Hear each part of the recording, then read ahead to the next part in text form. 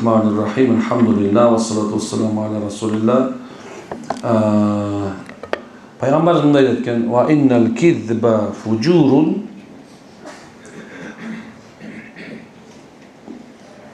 жалған сөйлеу бұл не екен? Ve innel fucura yahdi ilanna жалған сөйлеу бұл күнә дейді пайғамбарымыз. Жалған сөйлеу бұл күнә. Endi qanday desa va innal fujur yahdi ilanna alimi күнә болса тосақ апарады дейді. Ше, мына қып-қысқа пайғамбарымызға Алла Тағала өзгөчөлөп мұрынқы барлық пайғамбарлардың жер жүзіндегі негізі қиямат күнге чейін бола тұрған ең ақылды адамдар сөйлей тұрған сөзді пайғамбарға берген.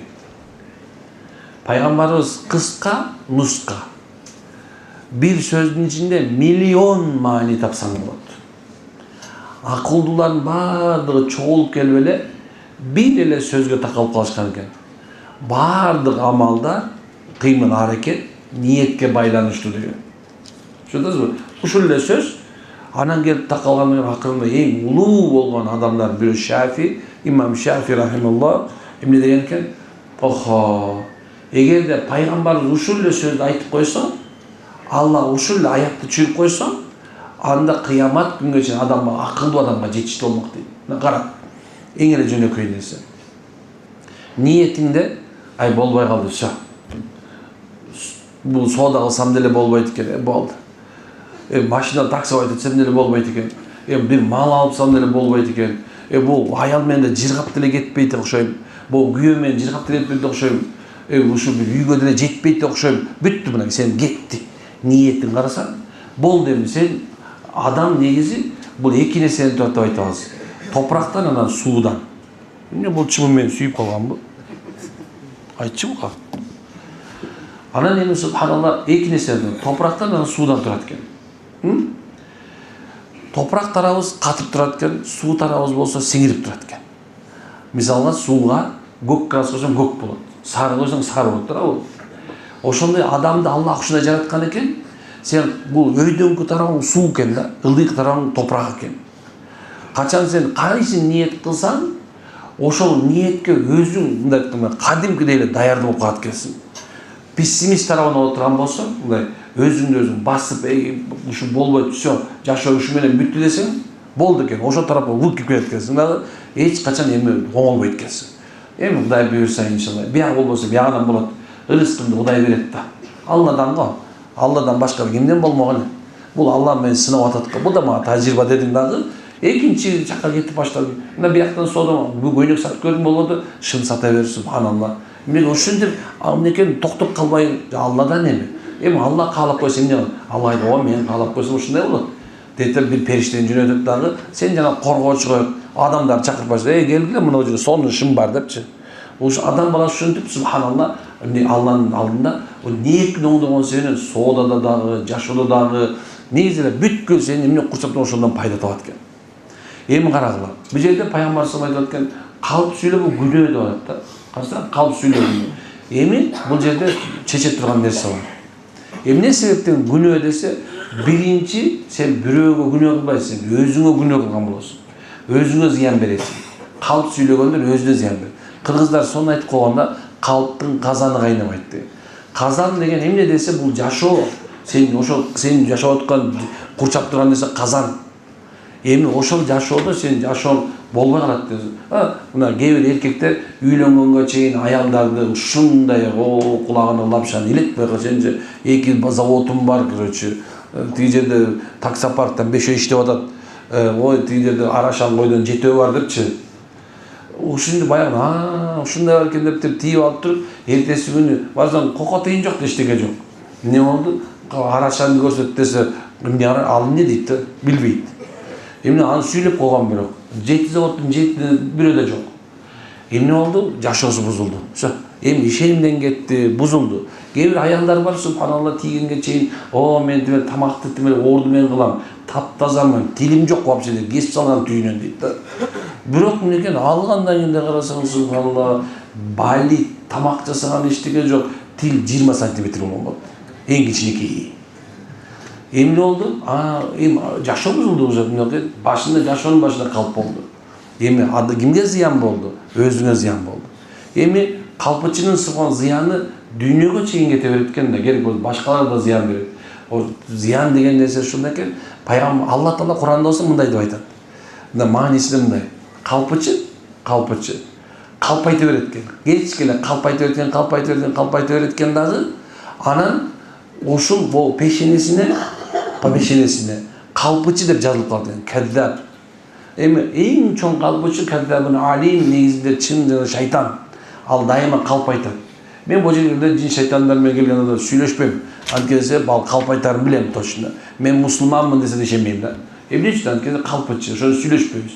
Шайтан менен сүйлөшүүсү бана сүннөттө эмес. Ошондо ушундай о өлүм төшөгүнө жаткан мезгилде имам Газали рахимулла мындай деп айтат да. Жакшы бир сонун бир окуяны айтат. Качан инсан bir ölüm töşegine gelip turgan mezgilde, gargara bolup turgan mezgilde, uşul bizdin oğuzumuzga bu жерге. Mında janagындай bir bu daryanı burup koysa suusunu gamba kalат кен да. Ушунча деңгээлде адам суусайт кен. O kazan ovkatты оозуна сала турган болсоң дагы жок болбойт кен ал. Курсагы тойбойт кен. Анткени Аллах чаңкоону кандыра турган, курсакты тойгузат турган эки периштени алып салат экен да болду. Adamın tırığı işlik bolбойт. Ушуну эсиңерден чыгарбагыла. Ölüm төшөгүнө келгениңерде билгиле субхана. Адамды ла ilahe illallah, ла ilahe illallah, ла ilahe illallah деген келме чаңкыргандырат, курсакты тоюп калат. Ошол мезде чоң уламалар акылын турмай турганда ошо келме айтышкан. Такыр болгон Аллах дешкен. Эмне үчүн дегенде, анткени акыркы убакытта шайтан келип адамга мындай бир сонун бир жылтырап турган идишини же сууну көрсөтүп айтат экен. Эй дейт, сактап калайын, анан суу салып моуну бир жутсаң азыр суусуну анан баягы инсан иман алсыз болгон инсан бул дүнүйө, акча, сүйүү жанагындай деп жүрүп, мамиле деп жүрүп, мынекен мындай бир бул дүнүйө өтө сүйүп алган адам гаргалап турганда эмне кылайын дейт. Айттым. Мени сактап кал десең сактап калам дейт. O сактап кал дегенде мына сууну бетине чачып кетип калат экен. Айтат, болду мына бүттү. Эй, сактап калам деп едим. Жок, мен кантип сактап калам сен?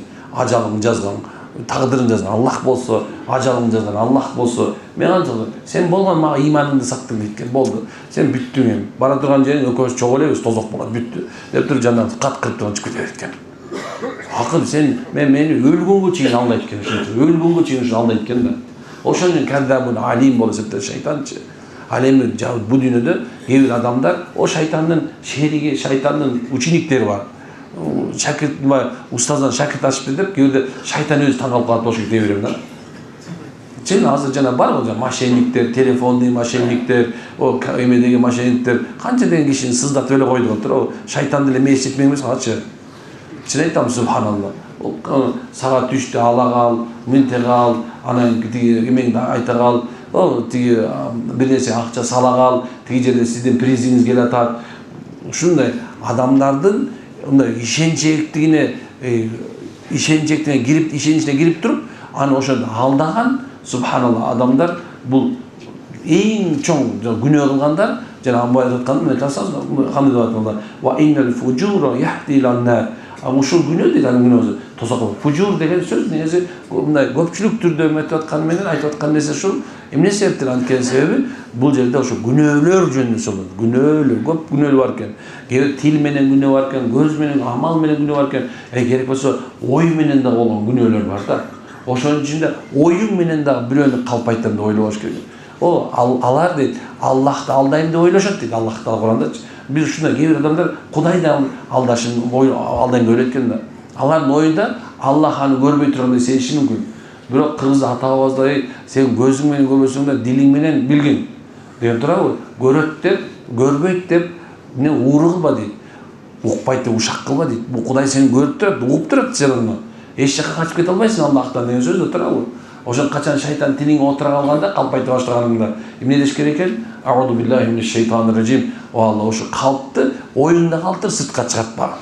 Ошон үчүн калп айта берет дейт. Пешинесинде калпычы болуп жазылган. Кыяматта Алланын алдына барган мезгилде бардык калпычылар, калпычынын кайсы түрү болсун, ушундай бир буягында калпычы, жалганчы, каддап деп жазылган акыбалын Алланын алдына барышат экен. Кызылдан болгон мөөр болот экен. Кызылдан дегени бул илгери жанагындай бир мындай кат жаза турган болсо, каттын үстүнө мындай эмени коюп, воскту куюп турган экен. Ошого мынтип кызылдан эмени баскан экен да. Кызыл бул эң мындай запечатанный деген сөз, эң күчтүүсү болгон экен. Падышаларда болгон экен да. Мына ушул келатканда кызылга падышадан экен деп билишкен экен. Демек, ушундай мөөр басылып туруп, кадда калпычы деп туруп, кып-кызыл болуп, күйүп жанып, жана прожектордой болуп Алланы алып келген. Алардан сурап келген, силерди эмне түрткү ушунчалык деңгээлде калпайтып десе, о Алла, биздин нафсибиз, биздин нафсибиз айткан. Адам өзүнүн нафсиси бар, мен тайынып айтчу эле көп убакытта, кызыл кекиртек далай жерге секиртет деп, кээ бир убакыттарда сиз менен биз өзүбүздүн кичине кекиртегибизди канааттандырыш үчүн эмне деген калпты гана айтабыз, туурабы? Ошон себептен мен айтарым, чындыкты айт, өлүп кала бер. Чындыкты айт, өлүп кала бер болду. Эмне болуп тургандачы? Баягы тилгес, баш кесмек бар, тил кесмек жок, туурабы? Чындык деген субханалла ошондой нерсе экен. Эч качан сиз менен биздин жаныбыздан зыян бербейт. Түшүндүңүзбү? Зыян бербейт. О, калпыт баягы мен аябай көп айтам ушул нерсе. Дагы эстетип коеюн. Пайгамбарыбыз кимде калпайт, тамашалап болсо да калпайтпаса, бейиштин дейт, Фирдаус бейиштин так ортосунда бир убада үй, касыр убада кылынган. Касыр билесиз эмне экен? Чоң бир имарат, чоң бир үй, чоң бир дворец, субханалла, убада кылынган. Анын бир эшигинин ар жагында 70 эшик, ар жагында субханалла 70 ардында дагы эшик бар. Ушундай нерсени Аллах даярдап койгон экен, иншалла. Аракет кылабызбы? Эмнеге аракет кылмабыз ошону? Калпайтпаганга. Бирок эле калпычыбыз, жеткен калпычы болдук. Ошон үчүн береке качып атат бизенчи. Вроде таап атабыз, береке качып атат. Эмне үчүн билесиңерби? Анткени себеп субханалла кругом алдамчыбыз. Алло, кайда келип калдым, өзү стопкада жүрөт да. Кайда келип калды? Азыр уже чыгып калдык, бирок уктап атат. Эң эле мындай нерсе субханалла. Анан эмне болду десе, бүгүн убадашып калабыз, катуу отурматам, футбол карап атат. Биз бүт калпайтабыз азыр. Бүт. Энесине деле калпайтып салат, атасына деле калпайтып салат. Ушундай да, бүт. Ошонун себебинен биздин жашообуздан бир маанавий нерсе кетип атат. Алымдар айтат, баягы качан кадда калпайтып атканда, айтып сүйлөп атканда, оозунан жанагындай сасык нерсе чыгып турат экен. Сасык нерсе чыгып, ушул мисалы комнатаны сасытат экен, аны сасытат экен. Сасып туруп, анан кийин эмне болот экен? Адамдарга мындай бир зыян берет экен, кадимгидей эле зыян берет экен. Калп бул зыян берет, субханалла. Ал сасык жытышында экен да. Анан алым айтат, буга далил кылып айтышат да, кайсы десе, эми хадистин санадын билбейм, бирок окуган бар. Мындай деп айтылат. Bir günü Medine'nin göçösünde sahabalar getip baratkanda bir arıdan bir sasık cıt çıktı. Anın ya Resulallah bileyim ne dedin cıt dedi. Bu yerde bir tuğan bürüğünü nimetler uşakta atat. Qarsan uşakta atat. An uşağı kalp diginde yok al, doğumat koyadat da. Oşol mezgilde subhanallah ya Allah'ın elçisi uşunca sasık bulan uşu ova деген. Бұл сасық аны тозаға апарат деген. Периштелер качып келет экен, адам калпайтып атканда, бирөө ушактап атканда, 3-4 отуруп алып туруп бир жанагындай мындай бир нерсени тартып жок кылып салалы, бул президентти жок кылып салалы, бул мамлекетти басып алалы, мындай кылалы деп атканда бул сасык. Ушунча сасык экен субханалла. Бул мындай күйдүрүү экен да мындай. Баягы айтканда бир карын майды бир кумалак чиртет боло турган нерсе экен. Жашооңду бир кумалакка чиртип салышыбыз мүмкүн экен. Аузубилlah. Сасык экен. Ушуга айтышат да, кадимки ар бир эле жаман нерсе сасык калып толуп калат. Дагы бир айткан экен шейхтер, бул дүйнөдө коркпой эле жашай бер дедиптир. Бирөө туалетке кирди, "Ой, туалет сасык экен" дептир да, бир жолдо кетип баратышкан экен. Анан жолдогу туалет эми жыттуу болбойт, эч качан мындай таза болбойт го, билесиз го, туурабы? Bizde ne taza olmaydı, bağırlık yerde taza olmaydı. Gölge varatsan dele, oşka varatsan dele, bir yandan talaska varatsan, kaysi yerde bunlar tuvalet kurup koyuşkan, Ал туалеттен көрсең, içine bunu gireceğinizden bunu buradan da gözün bunday koyulup çıkal işte sasıyıp kal. Hani o şartta neken bazı şeylerin böylesi ушундай экен десе кире бер дептир. Аны анс деле күнүгө ошондой жашап атабыз деген. Туалетте жашап атабыз деген. Шейхтер сөйлөп, эмне себептен андай? Анткени себеп биз күнүгө калп айта бер, ушак кыла бер, дүйнө сасып кеткен дейт азырчы. Ошонун себебинен адамдардын бирине болгон мухаббаты, бирөөнүн ишеними, бирөө уже жок болуп калган дейт да. Бирөөнү акча берип атканда адамдар мен канча бересиң? Мен берип коет эле. Азыр барып эмне алат экен? Залог алат экен. Андан кийин нотариальный заверить этет экен. Анан дагы неме кылат экен? Күбөлөрдү коет экен. Onu печатты койдуруп алып туруп анан кийин эмне экен? Ошондо акча бере турган болуптур да. Эми бул шариатка да туура, заманга да туура. Бирок айтайын деген нерсем, адамдар келип азыр $50,000 менен 50 сом бергенде дагы 50 сомго да ушинтип калып турган заман болду да. Ошондобузбу? Демек, машалла, туугандар сасык болуп кетпеш үчүн биз оңолушубуз керек. Такыр болбосо, мынакей, үйгөрдүн ичинде оңол аракет кылыңыздар. Кайсыл үйдө? Мына кээ бир үйдө отуруп алыптыр, мисалы, аялы 5 эле идеальный адам отурган болот да. Ошол үйдө эле калганын баардыгы тең шүмшүктөр. Бул Кыргызстан полный шүмшүк, ошо отурган 5 идеальный да. Атасы, апасы, 3 баласы отуруп алыптыр, абсурд дейт да. Эмне болду десе? Кетти, койчу ошол. Койчу ошол. Койчу ошол. Демек, ошо 5 эле идеальный да. Калган баардыгы тең шүмшүк болуп эсептелет негизинде. Болбосо ошо 5 эле шүмшүк калган бар идеальный да негизинде.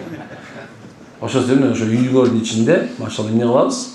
Ушул кой бирөөнү ушактап атса, балага калп айтпа балам, ушак кылбай эле кой аял кой. Кой бирөөнүн акысын эмне кылабыз? Жон койчу. Кой, ал өзү менен кетсин кой. Биздин үйүбүздө куттуу үйдөн чыгарып кой. Ар сүйлөбөй эле коелу деген сөз бул мусулманчылык болуп. Мына ушу сүннөт. Чөтөсүз, ушу сүннөт. Бир адамдын күнөө кылып атканын көрүп, бирөө жаман сөз сүйлөп атканды ошону тыйып коюш, же ошо тыйылган нерсени туруп кетишпи. Мына ушул нерсени кылабыз, машалла. Субханака мухаммадуан тастагфиру илейк. Аллахым баарыбыздын дилибизден жаңылыштан сактаган Аллах эл журтка тынччылык бер. Арабыздагы бузуклардын, мамлекеттин тынччылыгын жок кылабыз дегендердин Кудайым аларды өзлөрүн жок кылгын. Эл журтка тынччылык бер, аманчылык бер, токчулук, бейкутчулук бер Кудайым. Эмне тилек кылса ошо жеткизип, Кыргызстан өнүп өсө берсин, машалла. Дүйнөгө атак дагы чыга берсин иншалла. Алла жолунда жүргөндө дагы да дүйнөнүн баардык Кыргызстандын бүткүл кыргыз элибизде, Кыргызстандын мусулман баардык дүйнөсүндө дават кылганга Алла Таала жол ачып бергенден болсун. Мечиттер, медреселерибиз башы көбөйө берсин, мектептер көбөйсүн. Илимдүү, билимдүү, жигердүү жигиттер, кыздарыбыз көбөйө берсин. Аллаху алямин.